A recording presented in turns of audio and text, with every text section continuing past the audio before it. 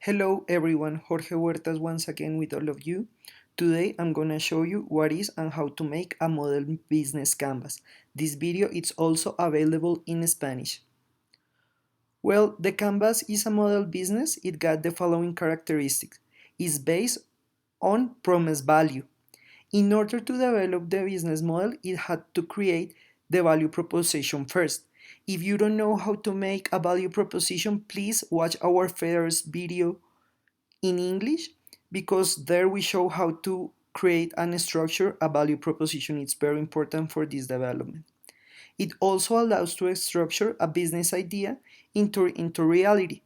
The axis of the Canvas business is to structure business ideas focused on the needs of users and not of the value of judgments. That is very important because here we don't develop business with a shallow characteristic. It always has to be on real needs.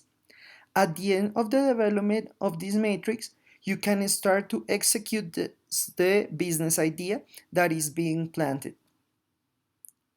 The components of the business model are value proposition, audience relations, distribution channels, audience segments, revenue, cost, key partners, and key activities. Also key resources.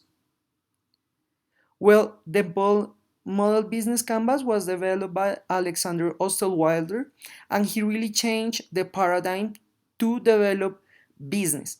Before the canvas, you have to have a lot of money to do anything, and you have to make a lot of paperwork so you can make your business work. But here he changed everything. And the first thing that he says is that if you want to have a successful business, you have to have a really good value proposition. And that value proposition, it has to be different of what already exists in the market. It has to aim for experience, for create experience in the users or customers. It also has to be focused on real needs. Do not develop superficial developments because he says that that is what make something fail. So if you have to create a really good value proposition in a good business model, you have to be focused on real needs. Do not develop superficial and not important needs. The way that I'm going to show the order of the business model is the way I do it, and I suggest that you do it the same way. So we start with the value proposition. Remember, if you don't know how to do it, please watch our first video in English because over there we show how to structure the value proposition, but I just summarized the main purpose of this. After that, you see the audience relations. How are you gonna relate with your public, with the people that you are developing your business? It's very important to focus if you want to have a one-on-one relation, if you want to know your customer how. So over here you have to specify how is going to be your audience relations. After you figure out that, then you go with the distribution channel. Now it can be digital because you can sell online in any platform, or it can also be analog if you want to have a shop or anything like that. Is very important. One of the things, like before the canvas, people always have to have a shop to sell. Nowadays, no, you can sell from your house, you can sell from your office. You don't need to have a shop to do that, especially if you are a startup. You don't need that. So here we see and we show and we express how are we going to distribute the product or the service that we are thinking to create. After that, we go with the audience segments. This means who's your customer, who is your user. You have to segment the market. Not everyone is going to be your customer. So here you have to specify which are the characteristics. The tool of user profile that we also have here in our channel, it will help you to be very specific and see which are the main characteristics of the audience. This is very important because you have to know which are the characteristics of your customer and how are you going to be appealing to them. After that, it's very important to focus on the revenue, how your business is going to get money, from where. The income come from selling, income from sharing, income from where. So here you specify the ways that your business is going to get money. Every way. And you have to be very realistic in how are you prospecting to get and from where.